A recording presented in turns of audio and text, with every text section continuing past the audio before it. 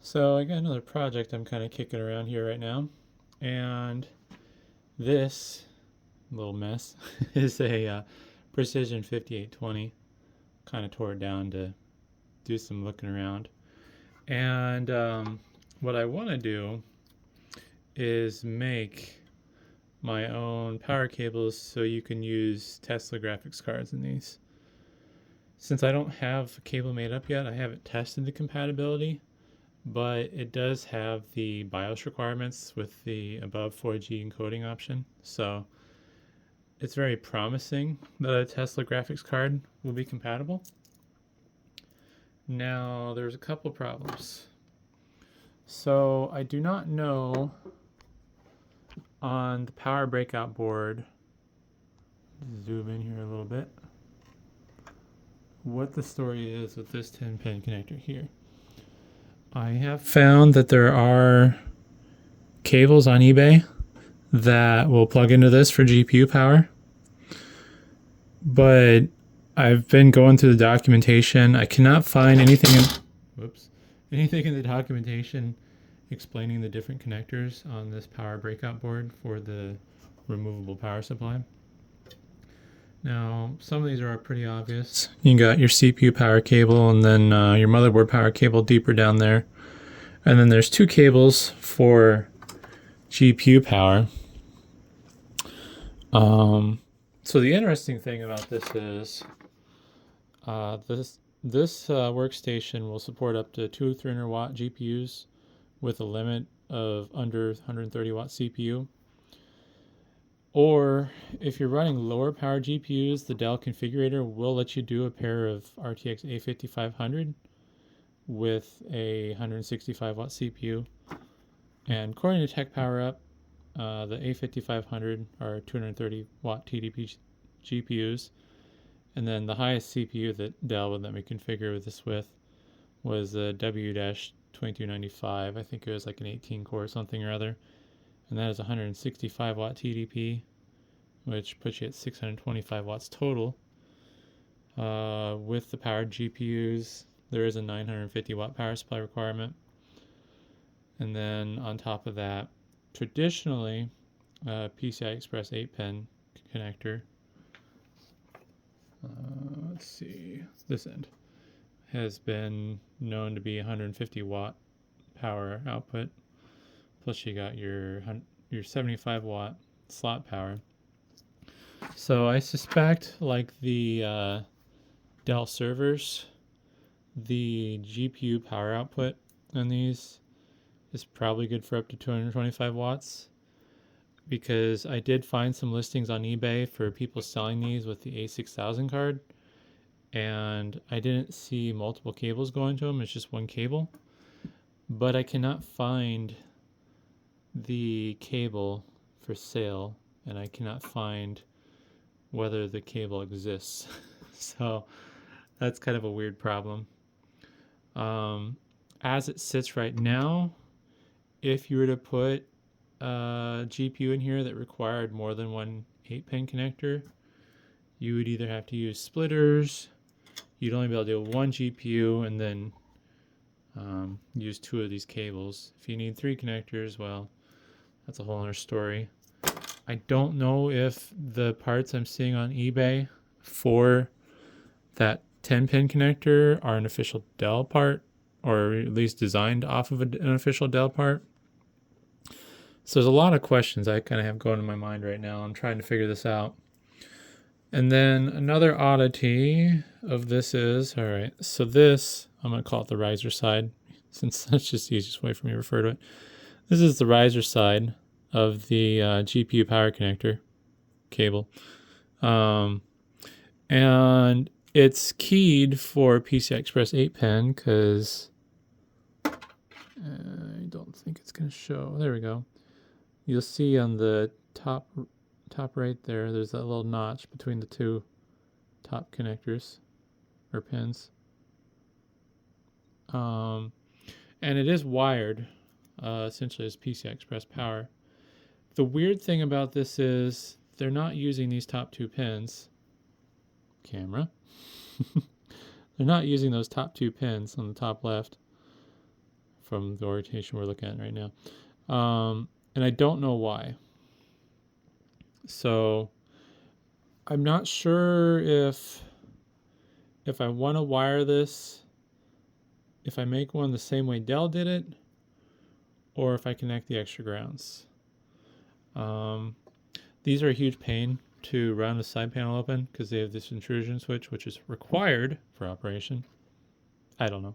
That's just what the manual says. These will not turn on if that intrusion switch isn't engaged. So I ended up powering this on, and it's kind of precarious, but I managed to get my meter in there. These two pins here are connected to ground, so that's a good sign. It doesn't appear that this shouldn't call it a riser. It's not a riser. This breakout board for the power supply.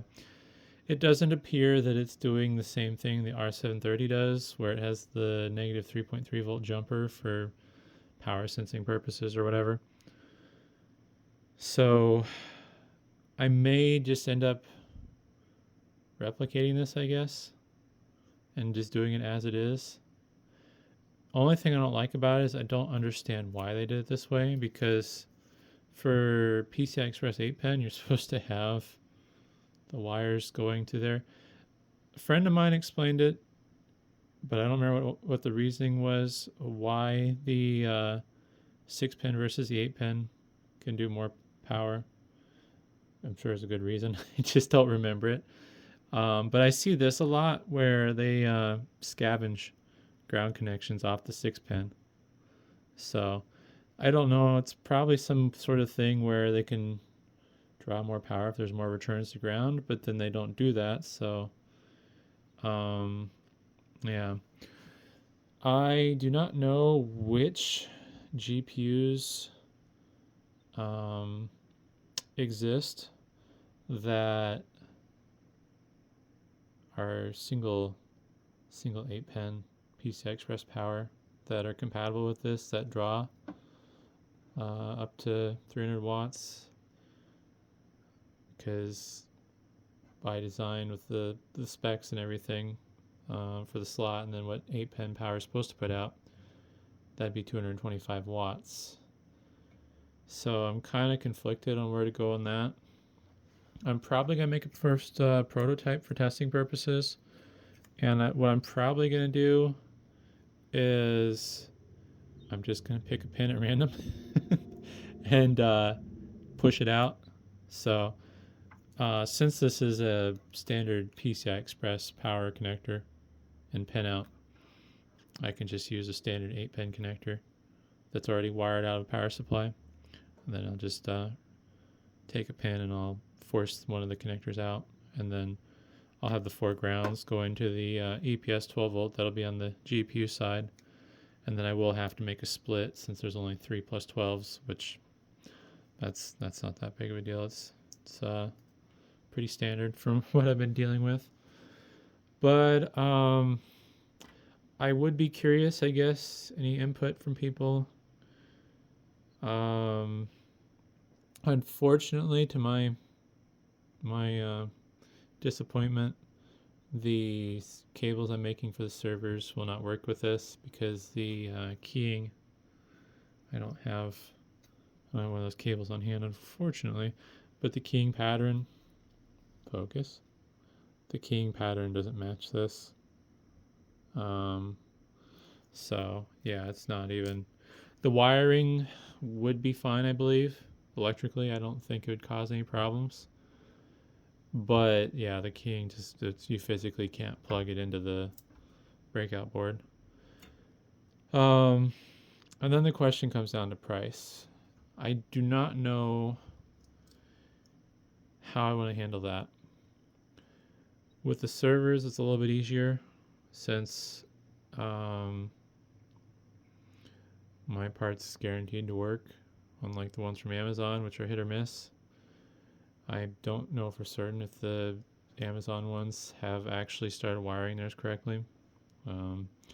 Plus there's the fact that mine's designed better since it'll only let you plug it in one way, which is somewhat irrelevant but nice. But unfortunately, I'd have to price this about the same. I think I might make a few myself out of recycled parts for starters, see how they sell. But I don't know if I can commit to ordering 100 of these made up, because the ones I'm having made for the servers are going to be pushing $10 each, my cost, not factoring in selling fees and stuff. So that the selling fees and the label and stuff, that's basically another $8. These are going to be a little bit more expensive to make because they're just longer. I haven't measured that, but it's not even in frame. There we go. Kind of. I think that's about 2 foot long. So I suspect the people I'm paying will charge me probably looking at $12 each to make these. So that's going to be kind of tricky. We'll kind of see what happens from there. But yeah, I don't know. I thought I'd see if there's any interest in people that would want cables to run Tesla cards in their 5820s.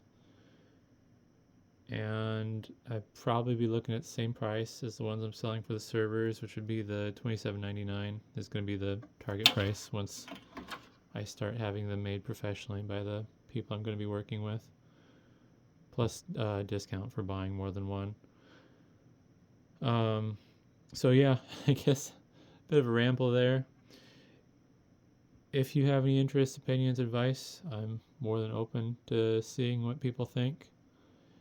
I'm not 100% certain if this is worth pursuing yet. I'm really bummed that the connections aren't compatible with the cables I've been making, but it is what it is.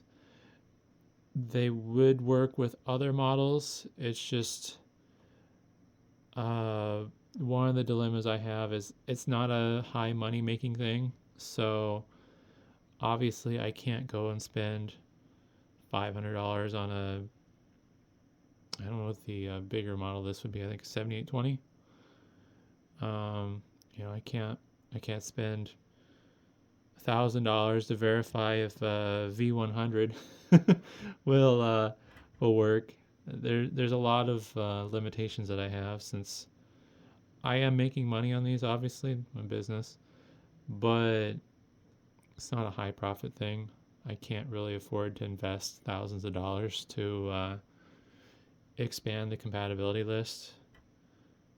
Now, if somebody wants to be my guinea pig, buy a cable, test it for me, work something out there, we could figure something out that's mutually beneficial, I suppose. I'm always open for that. But yeah, I think this is getting a little long. I'll just kind of leave it at that, and curious to see what other people have to say. So thanks for watching.